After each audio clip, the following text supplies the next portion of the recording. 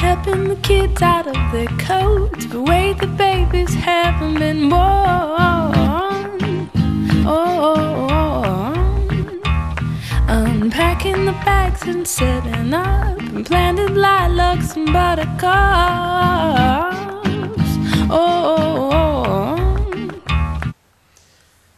Ok, nós vimos nos últimos vídeos que é possível, quando você tem dois vetores que não estão alinhados, gerar, por meio da combinação linear desses vetores, qualquer número de vetores no espaço R2. Ou seja, o spanning set ou span de dois vetores não alinhados é todo R2. E nós mostramos aqui alguns exemplos dessas combinações. E esses exemplos mostram que é claro que quando os vetores não estão alinhados, você gera todo o espaço R2.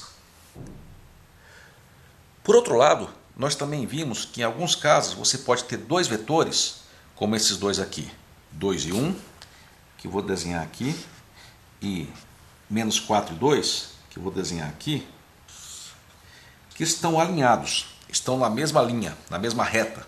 Né?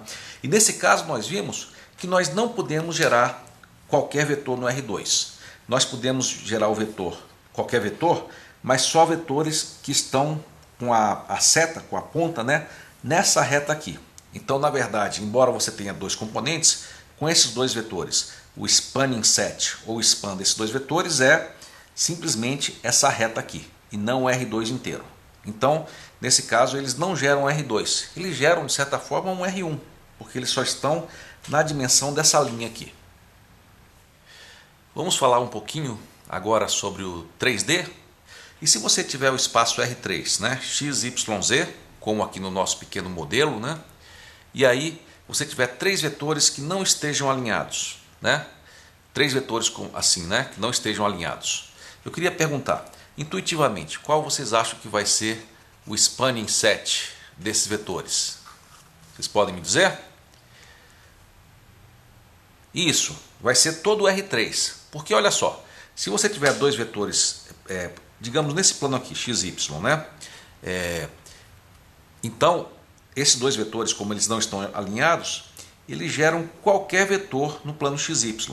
E se você tiver mais um vetor que não esteja nesse mesmo plano, ele está saindo aqui para fora e para baixo do papel, né? Então, você combinando esse vetor e somando com uma combinação linear com o terceiro vetor, que não está no mesmo plano, você gera todo o R3. Além disso, se você tiver três vetores, mas eles estiverem no mesmo plano, assim, no mesmo plano como estão meus dedos aqui, tá? O que é que aconteceria? Você geraria qual espaço? Isso, você geraria somente o R2, porque, por exemplo, esse aqui está no mesmo plano que esse, e esse aqui pode ser gerado pela soma dos outros dois. Então eu não vou conseguir gerar nada fora desse plano, tá? E por último, se esses três estivessem alinhados todos, não no mesmo plano, mas na mesma linha, todos os três na mesma linha, qual seria o espaço que eu geraria? Qual seria o spanning set? Isso, seria só uma linha, seria na verdade só R1.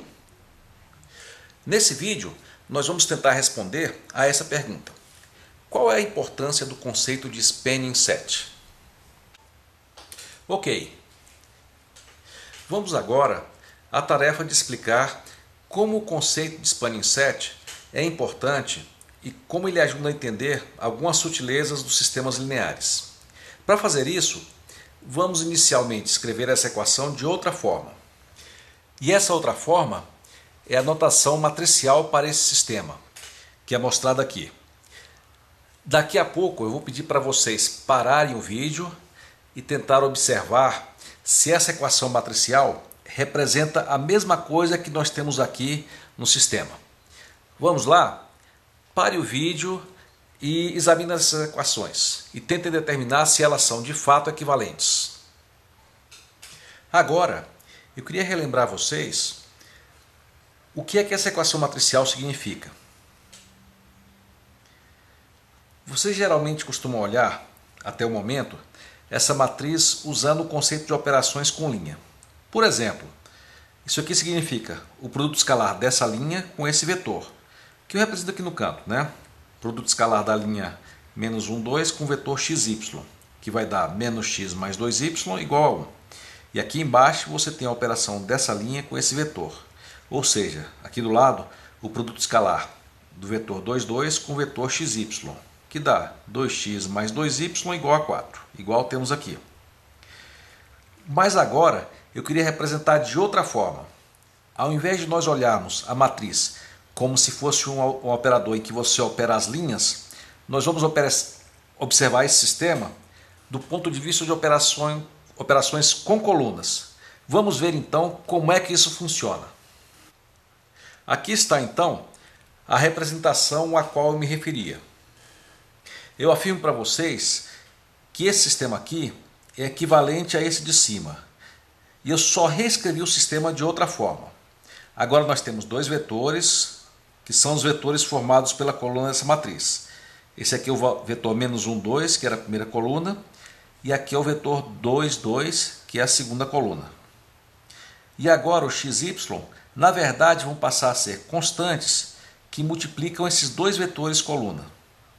Então, nós temos aqui a constante x vezes esse vetor, mais a constante y, ou a variável y, vezes esse vetor, que é igual a esse vetor aqui. Então é como se você tivesse dois vetores, u e v, digamos, né? E duas constantes c e d, que aqui no caso são essas variáveis, né? Elas multiplicassem esses vetores e eles fossem somados, né? E resultassem nesse outro vetor que aqui eu represento por E. Daqui a pouco eu vou pedir para vocês pararem o vídeo e observarem bem, para se certificarem de que essa equação aqui é equivalente a essa. Como é que eu peço que vocês façam isso? Usem as regras das matrizes, né? Multipliquem esse número por essa matriz, esse por essa, somem as duas matrizes resultantes e depois igualem essa matriz resultante a essa. Eu espero que você chegue à conclusão que essa expressão é equivalente a esta e a esta. Eu espero que você chegue a essa conclusão. E daqui a pouco nós retornamos e voltamos à discussão. Pare então o vídeo e faça isso agora. Vamos lá. Então, pessoal, vamos aprofundar a discussão. Aqui nós temos então essa equação, que agora é uma equação com vetores, né? Que é um número vezes outro vetor, mais outro número vezes outro vetor, é igual a um terceiro vetor.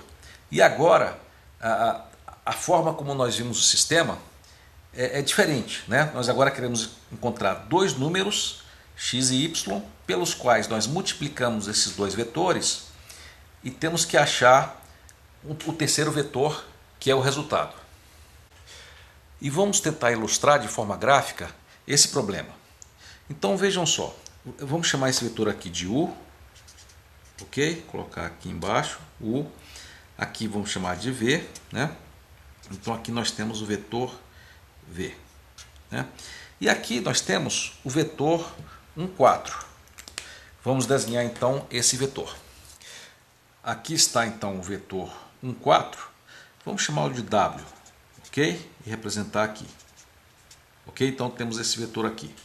Então, pessoal, o nosso problema agora é descobrir quais são os números que, quando multiplicados por esses dois vetores, né, e quando você soma as resultantes, vai dar esse vetor aqui. Tá? Tem formas de resolver, mas uma forma simples gráfica seria fazer o seguinte: você pega esse ponto aqui e projeta uma reta paralela, né, em direção a esse vetor aqui, né? E aí você projetou, para você ver a projeção nesse vetor, você projeta uma reta paralela em relação ao outro, né? E aí você vê aonde bate esse vetor. Então eu vou plotar isso aqui. Helping the kids out of their coats, the way the babies haven't been born. Unpacking the bags and setting up, and planted lilacs and buttercups.